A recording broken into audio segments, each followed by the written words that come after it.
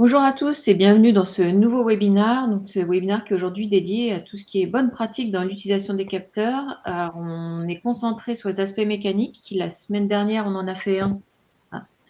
Donc, la semaine dernière, nous avons fait un webinaire sur les bonnes pratiques d'utilisation des capteurs, sur les aspects mécaniques, sur des capteurs de type accéléromètre. Cette semaine, on passe sur tout ce qui est pression et acoustique. Donc, bonjour madame. Donc, bonjour à tous. Je suis donc accompagnée aujourd'hui de monsieur Luc Mijon. Bonjour à tous. Voilà. Luc qui fera la présentation technique, donc qui est ingénieur d'application chez PCB. Je vais très très rapidement vous représenter PCB. La plupart d'entre vous nous connaissent déjà bien, que ce soit par des webinaires, que ce soit parce que vous êtes déjà client chez nous ou qu'en tout cas vous êtes au moins prospect chez nous. Donc, PCB Piezotronics donc, a été racheté il y a quelques temps par Amphenol, donc appartient maintenant au groupe Amphenol. Mais globalement, ça ne change pas grand-chose à ce qu'on dit depuis le début. C'est que PCB Piezotronics, c'est vraiment une boîte américaine, donc a été fondée en 1967 à Buffalo. C'était à ce moment-là une boîte, une histoire familiale d'ailleurs. Et la particularité de PCB, PCB développe, conçoit et fabrique dans ses propres usines. Donc, on a vraiment l'R&D jusqu'aux usines, les solutions de mesure de grandeur physique. Et donc là, aujourd'hui, nous sommes donc PCB Piezotronics SA, la filiale de distribution française qui a été créée en 2000, qui représente un volume de 18 salariés en France, avec un chiffre d'affaires qui n'est pas encore à jour, mais on aura bientôt le nouveau, qui est de 8 millions d'euros. Donc, nous sommes filiale de distribution. Comme je vous disais, PCB Piezotronics, ça a commencé de façon très familiale et puis au fur et à mesure du temps, ça a changé au fur et à mesure de différentes acquisitions, de différentes évolutions. Donc, on distribue plusieurs marques.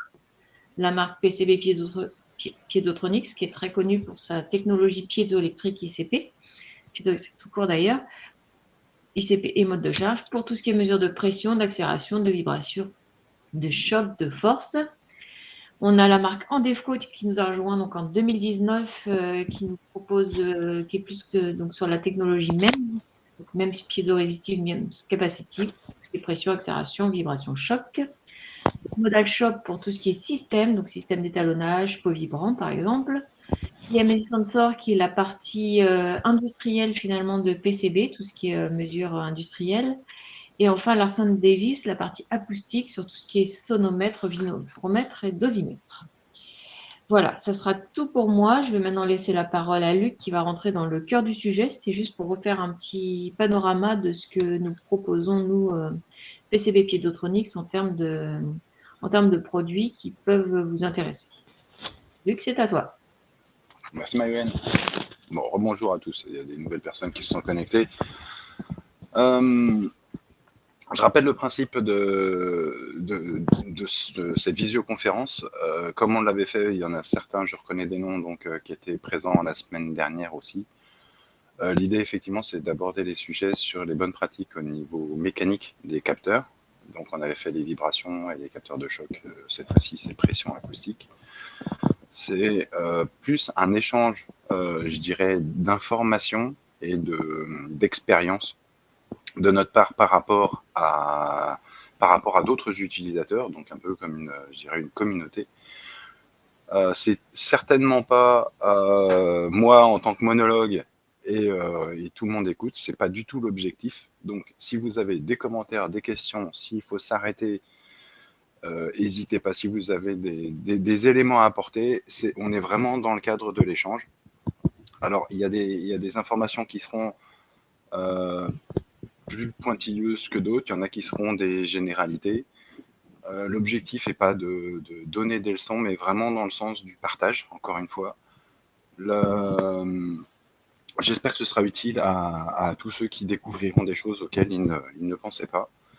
Quand on part donc de nos capteurs, puisqu'on va se focaliser non pas sur tous les capteurs qui existent, mais principalement nos technologies, la page qui est présente là, elle montre en fait les trois principales qu'on utilise, qui sont le résistif, le capacitif et le piézoélectrique.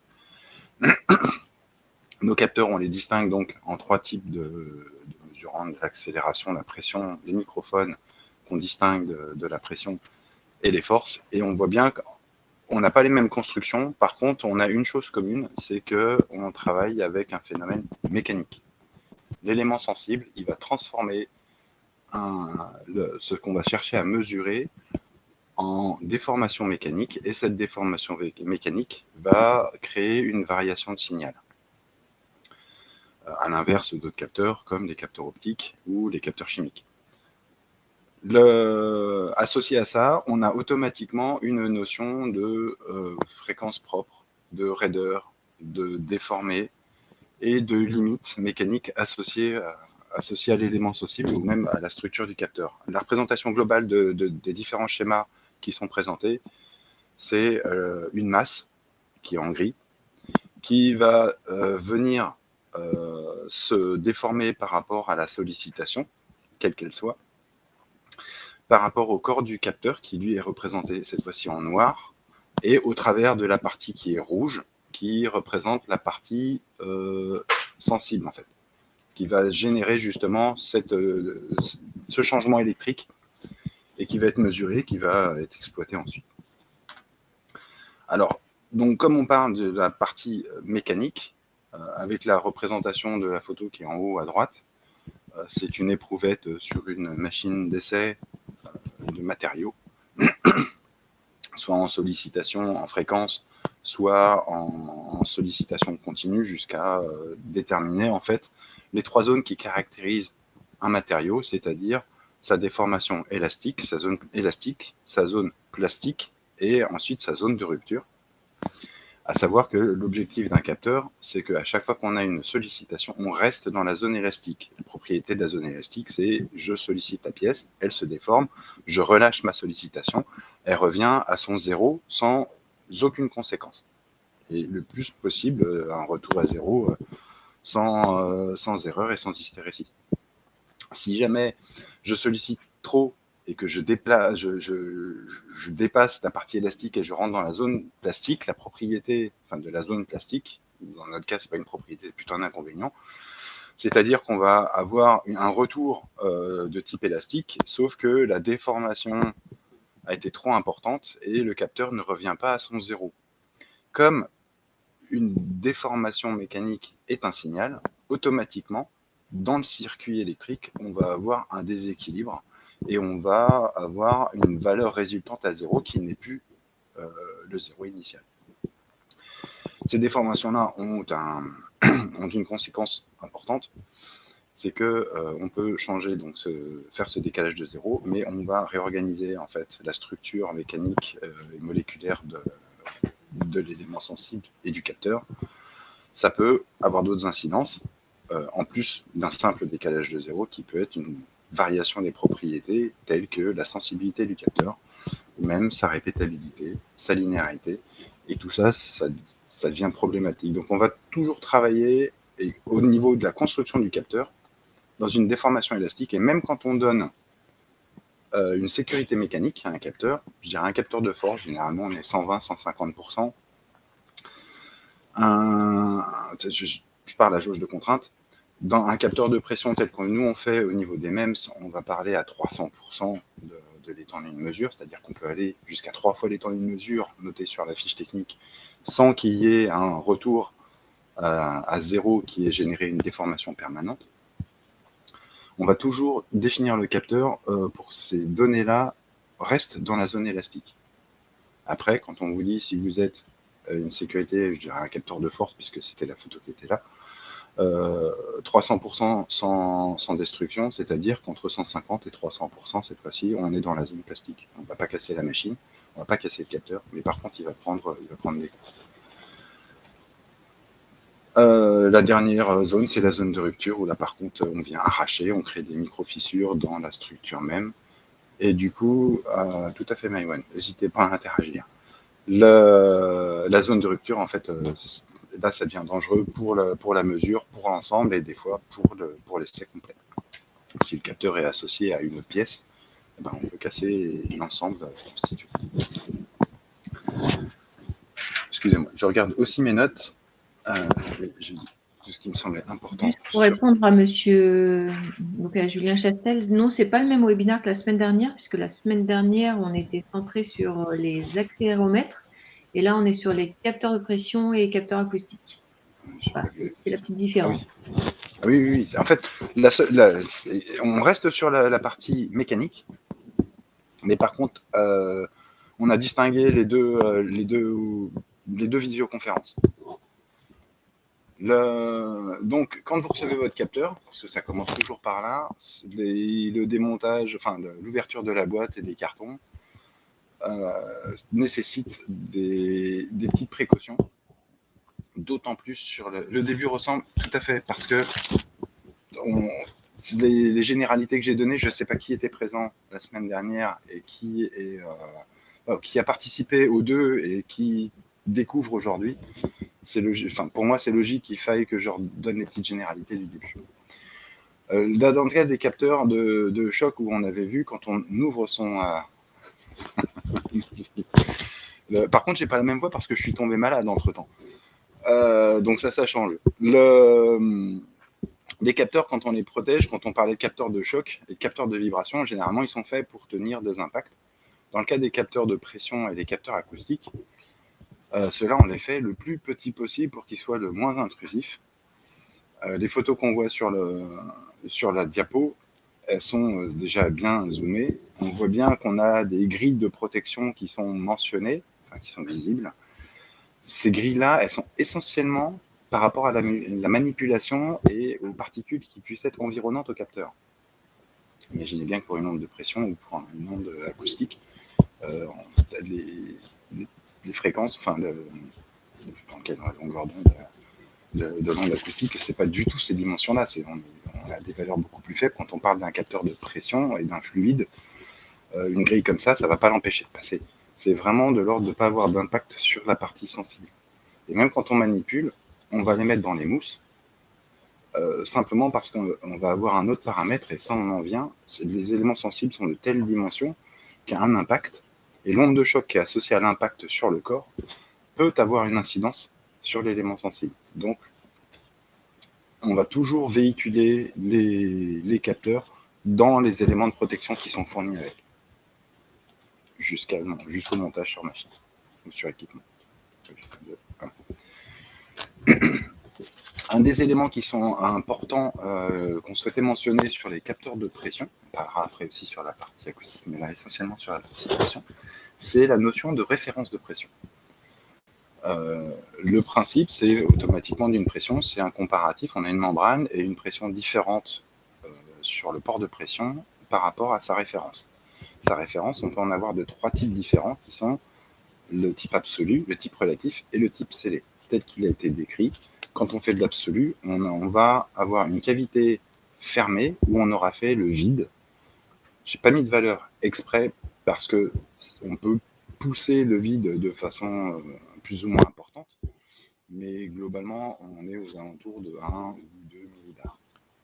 Et donc, en fait, une fois qu'on a fait ce vide, on va fermer cette cavité et elle ne va plus évoluer. Dans le cas du capteur relatif, on va justement avoir un trou ou un orifice à l'arrière de cette cavité, de telle sorte à ce qu'on ait toujours la pression atmosphérique en référence sur la mesure de pression.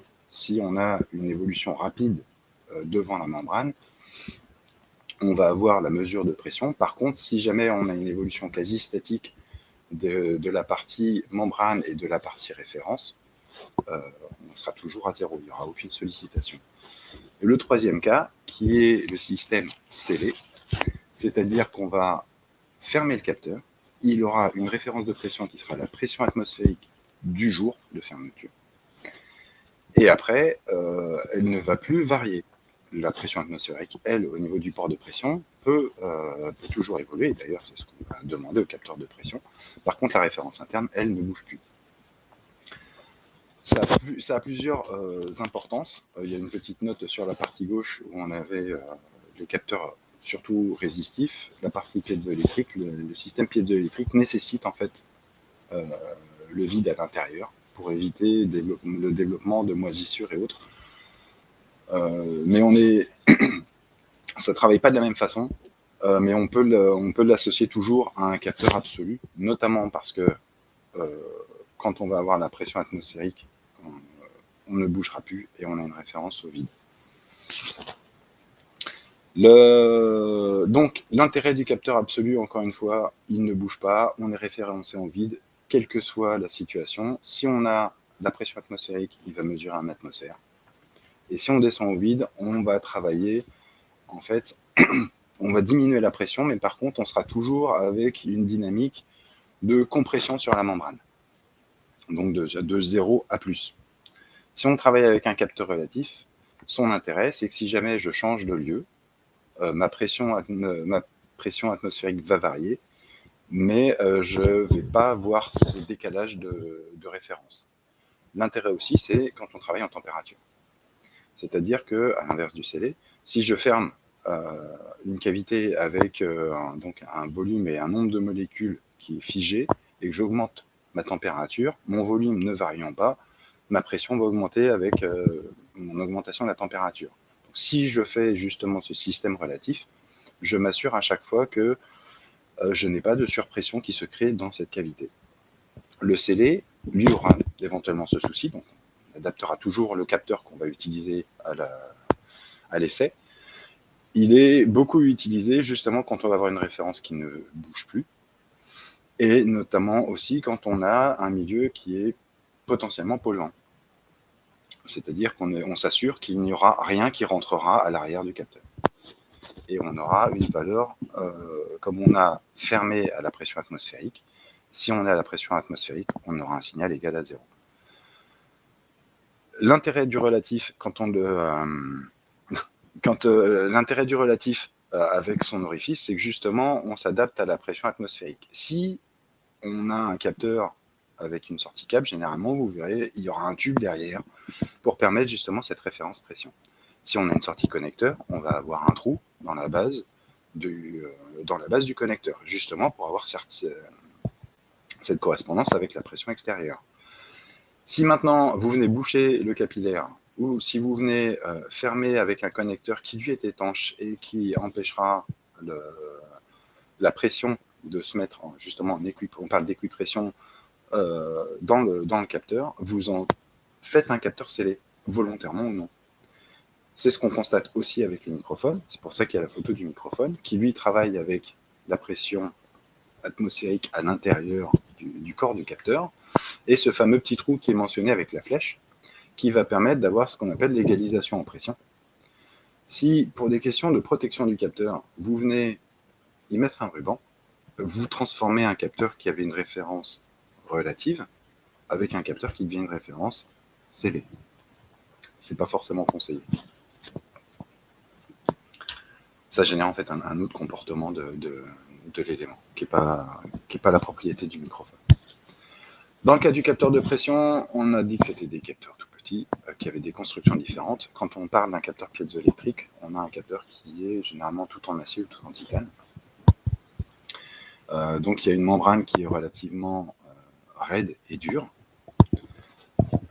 qui du coup a la masse qui est derrière et ces cristaux qui sont empilés les uns derrière les autres. On a, je dirais, une protection quand même assez importante de l'élément puisqu'il est monobloc et d'aspect robuste au niveau de l'élément sensible. Au niveau d'un capteur même, cette fois-ci, on voit bien sur la photo qui est en dessous, qui est un capteur donc, qui est de relativement haute pression. On a l'élément sensible qui est au centre du capteur, dans sa cavité. C'est quelque chose qui représente, donc là on a un zoom qui représente quelques millimètres de diamètre et d'une épaisseur qui est, on travaille dans quelques dizaines de nanomètres sur l'élément sensible pour qu'il ait une fréquence de résonance et une raideur la plus élevée possible. Donc on va y mettre des grilles potentiellement de protection, celles qu'on a vues. On en présente 3 parce qu'en fonction du type de grille, on ne va pas se protéger de la même chose. La partie gauche qui s'appelle la version A, ce sera plus des particules, mais on va avoir suffisamment de trous pour vraiment ne plus avoir aucun impact de cette protection. La partie centrale qui a les trous en périphérie, qui va pouvoir faire un ombrage sur l'élément sensible. On en parlera de ce type de protection au niveau du phénomène photoflash.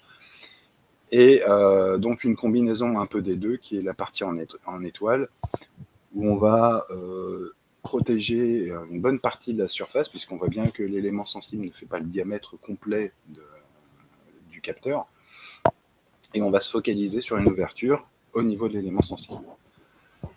Toutes ces protections-là, le principal problème, en fait, c'est la partie chimique et les petits projectiles. Donc on va essayer de... La grosse grille, forcément, vous imaginez bien, c'est une présection mécanique plutôt de l'ordre du doigt ou des gros projectiles.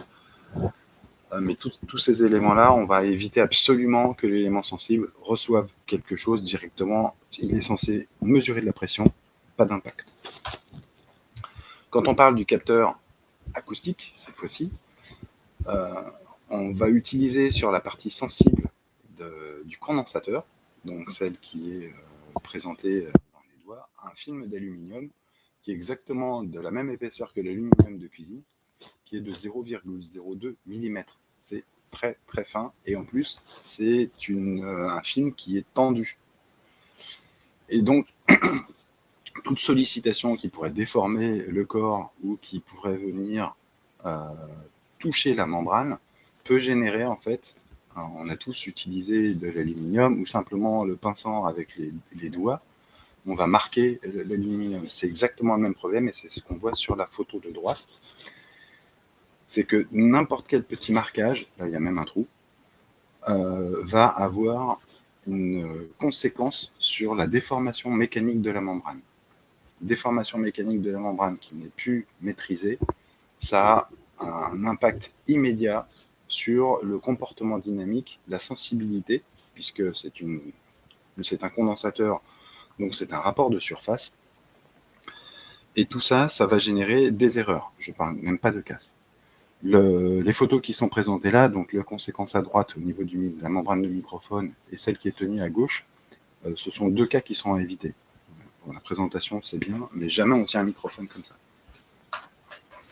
D'ailleurs, au niveau de la manipulation même du microphone, il y a une erreur au niveau des bonnes pratiques et des protections. C'est très bien de protéger le capteur, mais on fournit par exemple ce type de bouchon pour protéger la connectique.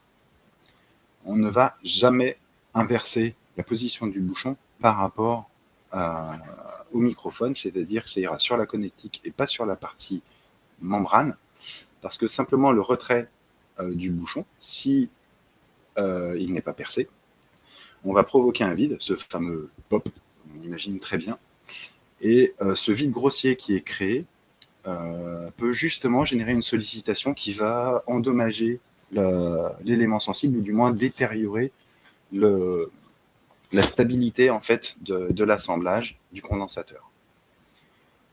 C'est un point très important, parce que je dirais, si on ne casse pas le capteur, on a un risque de dégrader le capteur. La petite photo qui est en haut à droite, c'est une anecdote, notamment pour tous ceux qui chantent en chorale ou qui utilisent des micros. Bien souvent, les gens qui testent des micros quand ils interviennent, pour voir si le micro fonctionne, ils vont taper du bout du doigt ou gratter avec l'ongle et écouter si jamais il se passe, le système électrique réagit. Il faut savoir que cette pratique-là, c'est potentiellement destructeur pour le micro. C'est-à-dire que l'impact net est relativement violent, et on va dégrader le micro qui est à l'intérieur. Il est préférable de souffler ou de claquer des doigts devant le micro pour le tester. Ça évitera de l'endommager. Encore une fois, vous m'arrêtez, parce que là, je change sur la partie montage. C'est plus de la manipulation ou de l'ouverture, où on va parler. Ah, ben voilà, changement de sujet. On perd Luc en cours de route. Alors, on va en profiter pour faire une petite pause et vous laisser poser les questions si vous en avez sur la partie qui vient de passer, le temps que Luc se reconnecte. Alors, il faut savoir que ça nous arrive assez régulièrement, je ne sais pas pourquoi, mais mes intervenants, donc Luc ou Philippe, quand c'est Philippe de Corps de Moi qui intervient, se font régulièrement éjecter du webinaire en cours de webinaire. Donc là, il faut le temps que Luc se reconnecte pour finir la présentation. Du coup, n'hésitez pas à poser les questions que vous pouvez avoir sur la première partie donc, qui a été présentée par Luc. C'est l'occasion de faire une petite pause. Là, on va passer du coup sur une autre partie. Hop. Voilà, Luc. Donc, Heureux. j'étais en train d'inciter du coup à poser des questions pour ceux qui avaient des questions à poser en attendant ton retour. Mais bon, te revoilà. Bah, et Je du laisse coup, continuer. même combat. Oui, c'est une problématique récurrente. Alors, j'ai été coupé à ce moment-là, Maïwen? Oui, D'accord, très bien. Du coup, ça fait une transition, une pause. exactement. Donc, sur la partie montage, cette fois-ci, qu'on aborde, là, ce qui est intéressant au niveau des capteurs de pression, il faut se souvenir que l'objectif, c'est qu'ils soient les moins intrusifs possibles, avec l'exemple même du capteur à gauche, où on n'a plus de corps, en fait. C'est le filetage qui fait le corps du capteur, où on voit la membrane à gauche. Sur la partie gauche du capteur, c'est un capteur piézoélectrique. On est tout petit, on limite le maximum tout le corps du capteur, et automatiquement, ça peut avoir des incidences.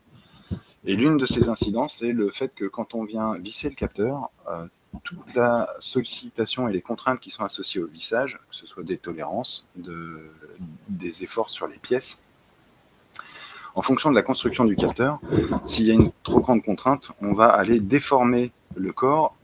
Si ça arrive jusqu'à l'élément sensible, ce que j'ai représenté un peu gondolé sur la partie droite de la photo de gauche, du schéma de gauche, cette déformation-là, elle peut avoir deux incidences. La première, la moins importante, c'est un décalage de zéro. On génère une contrainte qui n'est pas associée à la pression, qui va se voir, puisque c'est encore une fois mécanique, c'est un phénomène mécanique, on va générer un signal. Ça, je dirais, on peut faire des tares. Dans le cas d'un capteur piézoélectrique, ça va se stabiliser et ça reviendra à zéro. Par contre, ça a une autre incidence. Un, déjà, ça peut endommager le capteur. Mais deux, surtout, de fait de ne pas avoir une surface bien plane ou stable, tel que ça a été fait au moment de l'étalonnage, on peut changer la sensibilité du capteur ou changer son comportement dynamique. Il existe du coup d'autres capteurs qui, eux, ont leur filetage ou leur système de montage qui sont dissociés, complètement indépendants de la partie filetée, telle qu'on voit sur les MEMS. On imagine très bien l'élément sensible, du coup insensible au serrage, et même des capteurs où on va déporter le filetage à l'arrière de son corps, et on va avoir des épaulements divers pour faire l'étanchéité et en même temps des paliers qui vont justement arrêter cette transmission de déformation mécanique, au moins le plus possible limiter leur effet. Donc voilà, en fonction de la construction du capteur, et on en aura encore un troisième qui est pour moi la conception idéale de ce type de montage, mais qui a ses contraintes, où on retire complètement la notion de filetage sur le capteur. La partie qui est à droite, c'est un petit rappel au niveau des bonnes pratiques aussi. Quand on travaille sur des très faibles pressions, généralement on utilisera du frein filet ou on utilisera des bandes de téflon pour faire l'étanchéité. Ça a ses avantages, ça a aussi ses inconvénients, notamment pour le frein filet de la pollution du milieu éventuelle. Notamment dans le cas du téflon, sur des utilisations à long terme, le téflon, surtout en film, ça peut s'effilocher et ça peut aussi polluer. Il existe des filetages qui sont qui garantissent l'étanchéité au moment du serrage, typiquement les filetages coniques. Donc il y a plein de possibilités, on a des joints qu'on peut utiliser. Là, ce qui est mis en plus en avant, c'est le fait que nos capteurs sont essentiellement utilisés pour des phénomènes dynamiques. On sait que si jamais on emprisonne de l'air dans un système dynamique, l'air est un fluide compressible. Si on a une onde de pression qui va bouger le capteur suite à la vague de pression dans la structure, tous les filets, tous ces déplacements qui peuvent se transformer comme un impact d'un filet à un autre ou d'un filetage à un filet, ça peut provoquer une vibration. Cette vibration, si ça arrive sur l'élément sensible, ça va pouvoir générer du bruit. Donc on va faire de telle sorte à ce qu'on ait toujours en fait des zones remplies du fluide incompressible, typiquement de l'huile ou autre, ou une forme de graisse, quelque chose qui va éviter justement qu'on ait de l'air emprisonné dans le corps. Pour une meilleure réponse dynamique, je reviens toujours à l'objectif, une meilleure réponse dynamique du système et de sa réponse. Les différents types de filetage, de vissage et d'efficacité, qui étaient associés aussi à ce qu'on présentait juste avant. On voit bien, plus on est petit, moins on aura de corps, jusqu'à supprimer complètement le filetage. Le capteur qui est présenté en haut à gauche, qui est un 8507, lui, on a supprimé le filetage, on a juste la capse qui est en bout de corps, et on va utiliser des joints toriques ou un léger pincement, parce que c'est pareil, on ne va pas écraser le corps, au même titre qu'on ne veut pas que le filetage transmette de la contrainte, on ne veut pas non plus que le maintien du corps du capteur génère une déformation sur l'élément sensible. On ne va pas avoir de tenue et des pressions très importantes, parce qu'automatiquement, le capteur il va partir, on est limité à 50 PSI, le capteur va partir en arrière, il faudra le maintenir, enfin, ce sont d'autres types de contraintes. La partie ensuite sur le droite où on voit les différents filetages, on voit aussi éventuellement un joint. Le joint, son matériau va être choisi en fonction de la température et du média, qui ne se ramollissent pas essentiellement ou qui ne changent pas de propriété de telle sorte à garantir une étanchéité. Dans certains cas, on a des raccords coniques, même métal, pas le filetage, hein, le corps même du capteur, pour les très hautes pressions essentiellement. Pour visser le capteur et au moment de son verrouillage, avoir un cône qui garantira son étanchéité. Chacune de ces propriétés-là, enfin de ces configurations, vont dépendre de l'application.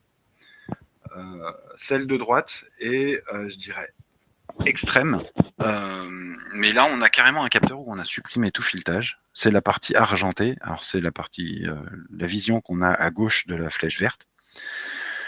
La partie tête de mesure n'est pas filetée, on a une collerette et une pièce arrière qui est plus cuivrée, enfin de couleur cuivrée, qui va être mobile et qui va venir appuyer la collerette par vissage. Donc cette interface-là, on va soit le mettre dans la structure, soit le mettre dans un autre corps qui là est représenté sur la partie droite, où on a un assemblage des trois pièces. La partie arrière, qui est vissé, qui viendra se mettre dans l'interface qui cette fois-ci est métallisée argentée. Et on voit à l'intérieur, au niveau de la tête du capteur, qu'on a bien une autre pièce qui est le capteur à l'intérieur. On a un montage à visser du capteur. Par contre, le capteur, lui, ne voit jamais de filetage. Quand on voit son montage, similaire à l'image qui est à droite, on a la partie supérieure qui est vissée, qui est donc beige, qui est vissée dans la partie orange qui sera vissée elle-même sur la structure, et le capteur qui est en gris au milieu, en fait, est contraint et ne verra aucune rotation, aucune sollicitation de filet. L'image cette fois, Maïwen? Alors moi, j'ai pas de souci d'image. Ouais, c'est bon pour d'autres personnes. Ça se trouve, cette fois-ci, c'est vous qui vous êtes déconnecté. Donc là, on voit bien le corps du capteur où, en fait, le montage ne va générer aucune sollicitation particulière autre que le blocage en fait, qu'on a sur la partie grisée foncée du maintien du capteur dans le système assemblé. Et on a les différents joints qui sont mentionnés cette fois-ci aussi sur le graphique. Cet intérêt, notamment, c'est vis-à-vis des utilisations en température aussi des produits. Quand on travaille avec des éléments qui vont avoir des variations de température, l'idéal, c'est de travailler avec la même matière, le même matériau, de telle sorte à ce que les dilatations thermiques aient les mêmes coefficients. Au même titre que le vissage, si jamais on a des variations de matériaux associées à des variations de température, on va avoir des dilatations qui ne sont pas homogènes. Et ces dilatations peuvent se transformer en contrainte, encore une fois, sur l'assemblage. Si c'est un filetage et que la membrane est raccordée au filetage, tel qu'on voit sur la photo de gauche, et bien là aussi, on va générer des déformations mécaniques sur la membrane qui ne seront pas associées à la pression. Et qui sont potentiellement destructrices aussi. Si jamais on travaille avec un capteur qui, pareil, a un élément sensible qui est dissocié du filetage, tel qu'on le représente au milieu, on s'affranchit au moins de ces paramètres. Ça fait partie des intérêts d'une technologie par rapport à une autre, encore une fois, ou d'une conception de capteur par rapport à une autre.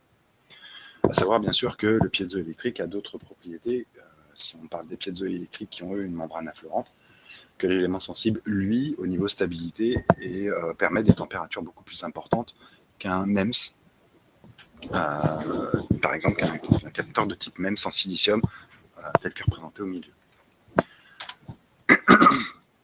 On est dans la température, on reste dans la température.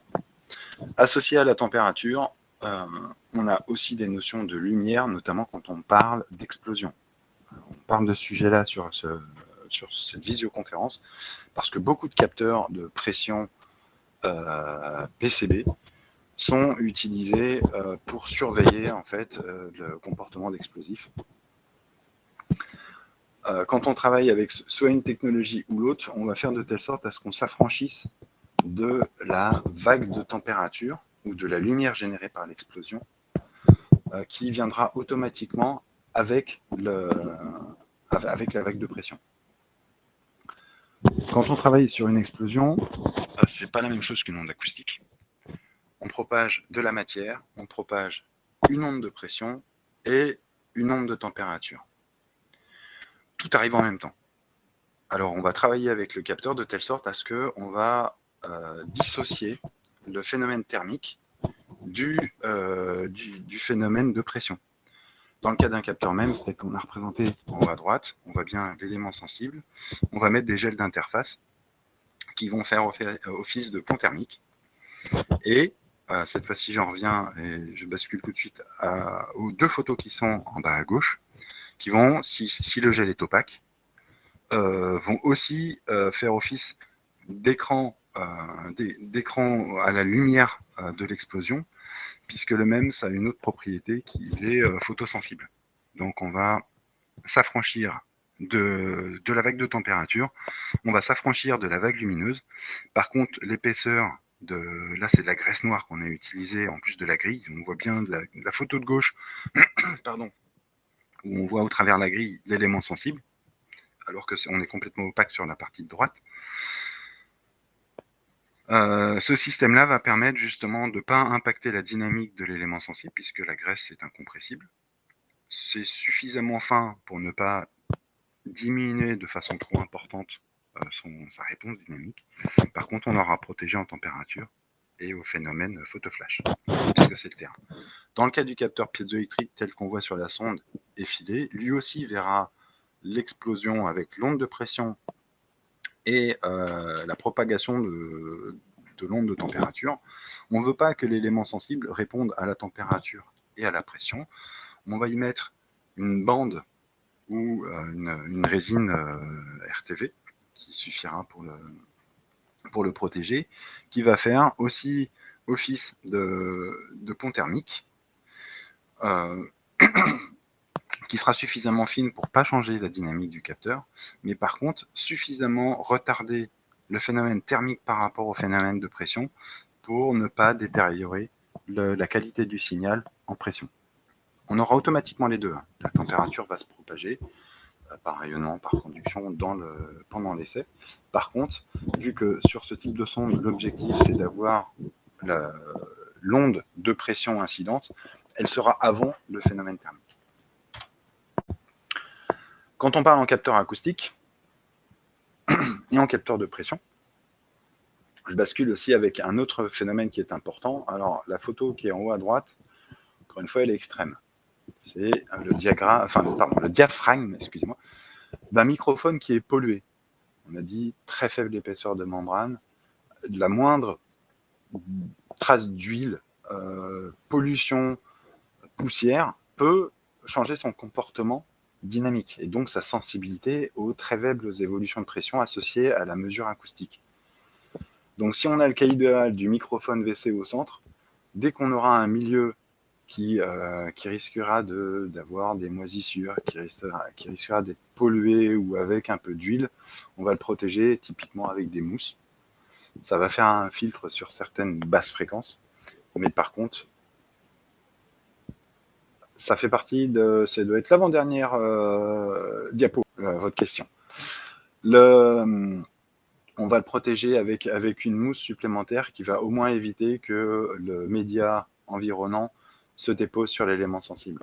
Parce qu'il y a des contraintes très importantes quand on veut nettoyer un microphone, de par la fragilité de la membrane. Dans le cas des capteurs de pression résistifs ou piézoélectriques, on voit bien entre les deux constructions, de toute façon, qu'il y en a un, si jamais le milieu est pollué, on peut avoir du dépôt. Et tout dépôt dans une cavité, que ce soit pour la mesure, que ce soit pour le capteur, ou la pollution même du milieu qu'on surveille, c'est un problème. On va choisir, en fonction de l'application, un modèle ou l'autre, jusqu'à rajouter, on l'a vu pour la partie thermique ou photosensible, des résines supplémentaires qui peuvent être remplacées aussi, qui nécessiteront des maintenances particulières, mais qui peuvent être considérées comme du consommable. Alors toujours avec des très grandes précautions, ce dont on parlera après. Mais on peut rajouter des protections supplémentaires pour rendre le capteur plus compatible, à savoir que quand on regarde le MEMS et sa composition, le silicium, de l'acier, de l'époxy, du dépôt parylène, tout ce type de protection a des limites chimiques. Et donc le média lui-même peut être compatible ou incompatible avec le capteur. Un autre paramètre qui est important, c'est quand on travaille avec un capteur de pression, un capteur acoustique, c'est la sensibilité à l'accélération. On l'a vu, le capteur, le capteur fonctionne sur un principe mécanique.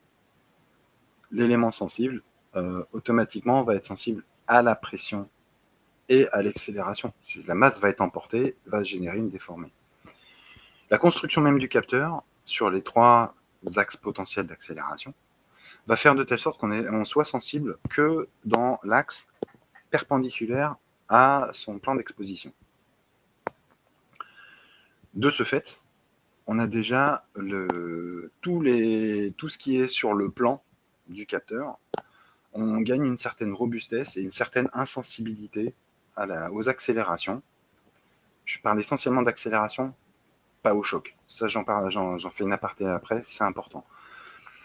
Donc, en fonction de l'orientation du capteur et de l'application qu'on va faire, on va chercher à étudier le positionnement, si possible, du capteur pour qu'il subisse le moins possible une vibration ou une accélération, si on connaît un axe principal. Dans le cas de son axe sensible, là, encore une fois, la masse peut être emportée par une accélération, mais on va étudier les capteurs, justement, et c'est pour ça qu'ils sont fragiles, avec des masses embarquées très très faibles, des dimensions très très faibles. Donc même une accélération sur une masse faible, ça va générer une force résultante, et donc une déformation associée, qui sera négligeable par rapport à ce qu'on va souhaiter mesurer. Et c'est ça l'objectif du développement, notamment des MEMS et de leur toute petite dimension, ou des capacitifs avec des surfaces de condensateur qui sont les plus légères possibles. Dans le cas du capteur piézoélectrique, on travaille de façon différente. On va intégrer dans le capteur un deuxième élément piézoélectrique. Donc on en aura un qui sera associé à la membrane qui va mesurer la pression. Et on en aura un autre à l'intérieur qui ne verra pas la pression. Donc les deux potentiellement verront une accélération supplémentaire. Par contre, on va compenser la mesure combinée de pression-accélération avec le signal qui est généré par le quartz isolé de la pression, pour gagner une mesure qui ne sera plus associée ou très fortement limitée qu'à la pression mesurée. Voilà comment on optimise nos capteurs. L'élément choc, ça par contre, c'est très important. Les capteurs sont toujours de toute petite dimension. Un impact peut générer beaucoup de vibrations sur le capteur. Et ça par contre, il faut s'en affranchir le plus. D'ailleurs, on distingue les capteurs avec leur tenue à l'accélération et leur tenue au choc, parce qu'un impact sur le corps génère une propagation de l'onde dans son corps et qui peuvent se répercuter sur la membrane. Et ça, par contre, il faut que l'application la limite le plus possible, parce que c'est quelque chose qui est beaucoup plus difficilement comment dire, excusez-moi, soustrayable à la mesure. Donc du coup, j'enchaîne sur la partie des phénomènes brefs. Les phénomènes brefs, je ne considère ça important qu'au moment où on a des phénomènes de type Dirac, c'est-à-dire une impulsion sur un temps extrêmement court. Tel qu'on voit en haut à droite, on est un temps qui est court aussi, mais par contre qui est maîtrisé et qui n'est pas instantané. Donc du coup, on est de l'ordre de quelques millisecondes sur une onde de pression, mais elle est parfaitement caractérisable et on s'en sert pour étalonner nos capteurs. Quand je parle de phénomènes brefs et de type Dirac, bonjour Philippe, qui nous a rejoint, on va utiliser les trois exemples qui sont en dessous, l'un pour la pression, dans un changement d'état, l'autre dans le cas d'une onde de pression, donc encore une fois, on va avoir un pic, c'est un phénomène bref aussi, et l'onde acoustique de type mise à feu. Dans le cas de l'ouverture rapide en pression, celle qui est à gauche, on a un changement d'état et un palier de pression qui est quasi instantané, type un dispositif à ouverture rapide. Dans ce type de phénomène, on sait très bien que tout ce qui est extrêmement bref de type Dirac va exciter la résonance de tout le système environnant, pas uniquement le capteur. Automatiquement, on peut avoir la résonance de l'élément sensible du capteur. Mais ça peut être de son montage, on parlait du filetage et des tolérances ou des zones d'usinage qui étaient légèrement dissociées, ça peut avoir une réponse dynamique. Sur l'enceinte même et la propre structure, typiquement comme on fait en vibration sur de l'analyse modale, tout cet ensemble-là, au moment où on va avoir un palier très net de variation, va exciter les résonances des systèmes mécaniques environnants. Donc une analyse une transformée de Fourier sur le signal permettra de dissocier si, par exemple, c'est le capteur qui résonne et sa membrane, s'il y a une autre pièce qui résonne à d'autres fréquences, et soit c'est quelque chose qu'on veut mesurer, qu'on veut corriger, soit c'est une erreur qui arrivera sur la mesure. Quand on parle de l'onde de pression et de l'explosion, on va avoir aussi cette fameuse vague de pression et de température qui va se propager à une vitesse supersonique, qui va générer ce pic. Oui, la longueur du câble va impacter. Parce qu'un câble a une capacité et un câble a une résistance. Et potentiellement, ça peut faire un filtre passe-bas. Donc, dans le cas de l'onde de pression et d'explosion, on sait très bien que cette propagation de l'onde va générer une surpression locale, une augmentation très importante de la température. Une fois qu'elle va passer, elle va générer un vide grossier pour, avec le temps, une fois que ce sera refroidi, se repositionner à la valeur de la pression atmosphérique locale. On va travailler avec des capteurs dont justement c'est ce phénomène d'isolement de la température par rapport à la mesure de pression, avec une dynamique de l'élément sensible qui va être capable de mesurer ce pic et potentiellement limiter en fait les erreurs associées justement à ces contraintes très rapides. Le troisième point, l'onde acoustique. Hein, l'exemple qui est là, c'est mise à feu. Il faut savoir qu'en industrie, on a très peu ce type de phénomène. C'est essentiellement des essais militaires, des protections auditives, en industrie aussi potentiellement avec un niveau de bruit, mais on n'a pas des dynamiques aussi nettes d'une explosion, d'un pic qui peut exciter une résonance et qui après automatiquement le bruit s'amenuisant est amorti, revient à niveau zéro. Mais pareil, cette propagation d'ondes va générer soit des vibrations sur le capteur, sur la membrane, peut exciter la résonance de la membrane. Tous ces éléments doivent être surveillés avec les capteurs et leur raideur suffisante pour détecter ce pic de façon propre, ne pas avoir une amplification ou une destruction associée à un Dirac éventuel, lorsqu'il résonne à sa fréquence de résonance, et capter sa mesure sans avoir trop de perturbations. Dernier point abordé de cette visioconférence, il y a une question qui a été notée sur comment nettoyer le capteur acoustique. Le capteur acoustique, j'ai dû le répéter 10 fois, c'est très très très sensible. Les capteurs de pression, alors pas trop piézoélectriques, mais aussi les capteurs de type MEMS, ils sont de toute petite dimension, ils sont très fragiles. On vous suggère soit d'utiliser des mains expertes pour en faire la maintenance. Le démontage, normalement, ce type de capteur-là n'a pas trop d'incidence. On avait vu pour les capteurs de vibration et capteurs de choc. Il fallait faire aussi attention, enfin, autant attention au montage qu'au démontage. Dans le cas des capteurs de pression, des capteurs acoustiques, on a moins cette problématique au moment du démontage.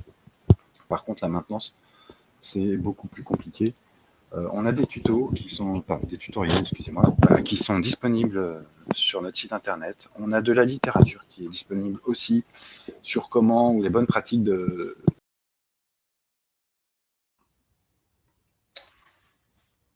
Visiblement, Luc a été coupé. Maëwen, tu peux juste confirmer si on m'entend?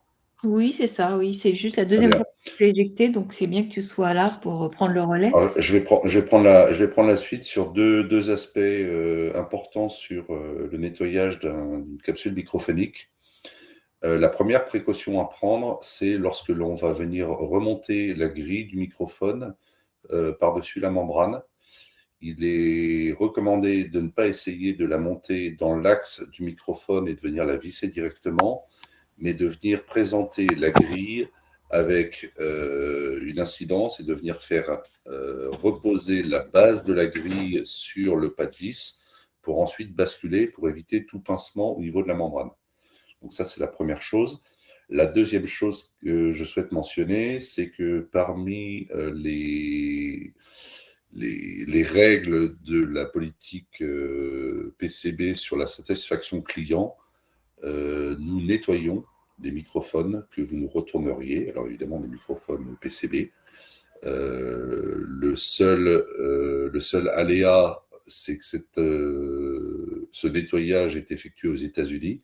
Donc ça nécessite de pouvoir se passer de son microphone le temps de l'aller-retour du microphone et du nettoyage aux États-Unis. Mais ça fait partie de la politique totale Customer Satisfaction de PCB, de nettoyer vos microphones et de les remettre en état lorsque c'est possible. Il est évident que si vous renvoyez un microphone avec une membrane déchirée, on ne pourra pas faire grand-chose, mais si vous avez un microphone qui a vu de l'huile, de la graisse, et que vous souhaitez qu'on le nettoie, c'est une prestation que l'on réalise aux États-Unis. Luc étant revenu, je vais m'effacer pour lui laisser la main. C'était la dernière diapo, donc la suivante, ce sont nos contacts. Pour ceux qui ont besoin de noter. De toute façon, comme disait Maëwen, la présentation, elle sera partagée dans une version un peu plus détaillée rapidement. Avec celle d'ailleurs de la partie vibration. Maëwen. Donc, merci Luc pour cette présentation encore très très complète et très précise. Malgré tout, ce n'est pas assez précis puisqu'il y a une question pour détailler encore plus. Alors, je vais reprendre la main. La seule chose que vous pouvez essayer, je dirais, si vous n'êtes pas habitué à nettoyer une capsule microphonique, c'est de prendre votre micro, de dévisser précautionneusement la grille de protection, de l'enlever en faisant attention de ne pas toucher à la membrane, et ensuite de prendre je ne sais pas comment appeler ça, une poire comme celle qu'on utilise pour nettoyer des objectifs d'appareils photo, et de bien veiller, voilà, merci, de bien veiller à ce que l'air que vous allez souffler soit soufflé parallèlement et non pas perpendiculairement à la membrane. Si cette opération-là ne suffit pas pour nettoyer votre membrane microphonique, je vous recommande de nous le renvoyer pour qu'on procède à son nettoyage. Toute autre opération, vous risquez d'endommager le capteur et ce sera pas considéré comme une garantie. Donc voilà, je vous en prie. Même gratter la grille, hein. Ce que je disais tout à l'heure. Tout est fragile. En même temps, le but, c'est que ce soit le plus sensible possible. Après, alors je ne sais pas du tout si ça peut répondre à la problématique, mais dans la gamme de microphones PCB, il y a des microphones qui sont par conception faits pour être utilisés dans des environnements poussiéreux, avec de l'eau, avec des projections, etc. Donc peut-être que si votre application amène à salir de manière régulière la membrane du microphone, il serait peut-être judicieux de voir si un microphone conçu pour ces environnements un peu plus sales ne serait pas une option intéressante. C'est vrai que du coup, je ne l'ai pas dit cette fois-ci. Normalement, je l'ai dit au moins 3-4 fois. Mais le plus important, c'est de bien comprendre l'application et les objectifs de mesure, de telle sorte à avoir le matériel approprié. Et des fois, il faut faire un compromis entre la précision de la mesure, la robustesse du produit, l'environnement. Et je dirais, voilà, c'est la survie du produit. Il y a certains capteurs qui sont, alors, dans le cas des microphones, c'est rare, hein, mais la survie du capteur après l'essai. Des fois, on dit c'est du consommable. Et on n'a pas le choix. En même temps, il y a visiblement un nouveau message en cours.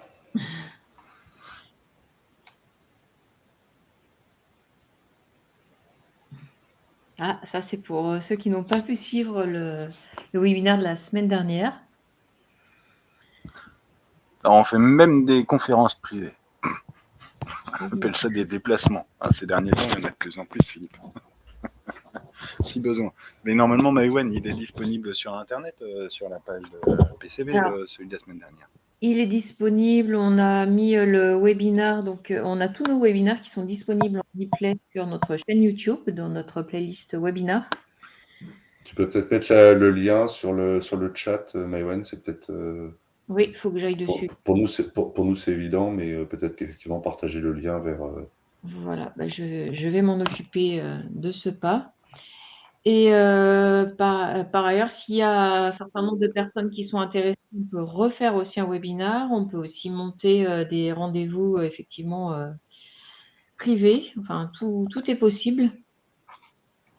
Mais Wendy, est-ce que tu pourrais également remettre la dernière diapositive, s'il te plaît, avec nos contacts, pour que les personnes puissent noter nos coordonnées, éventuellement nous recontacter plus facilement après. Merci beaucoup.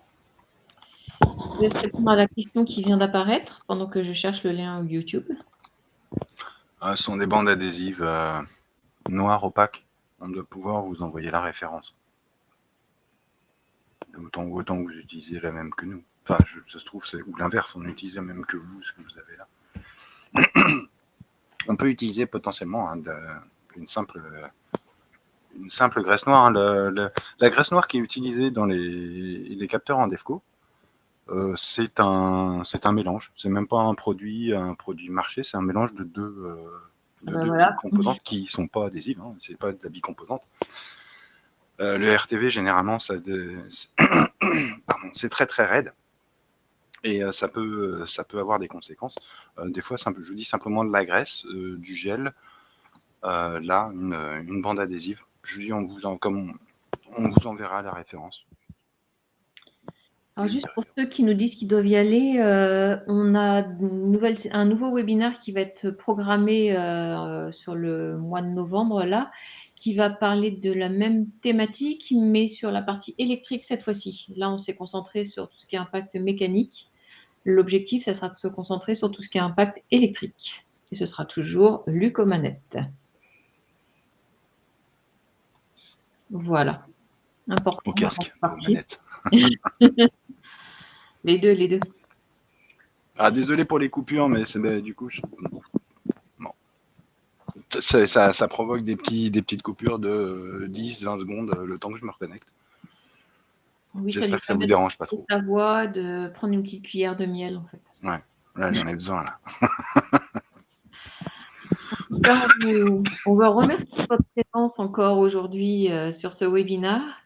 N'hésitez pas à nous contacter si vous avez des questions complémentaires, des compléments d'information, d'autres sujets que vous vouliez qu'on traite en cours de webinaire, que ce soit des thématiques très opérationnelles comme celle-ci, des thématiques plus sur des gammes de produits, sur des technos, enfin tout ce qui peut vous poser des soucis dans l'utilisation des capteurs dans votre quotidien. Nous, on est là aussi pour essayer de vous apporter des réponses dans la mesure de nos possibilités. Je ne sais pas si vous avez quelque chose à rajouter, Philippe Luc. Prenez soin de vous, tombez pas malade. Répondre à tous les merci en remerciant les personnes de s'être connectées et à très bientôt. Merci à tous, à bientôt. Bonne journée, bonne fin de semaine.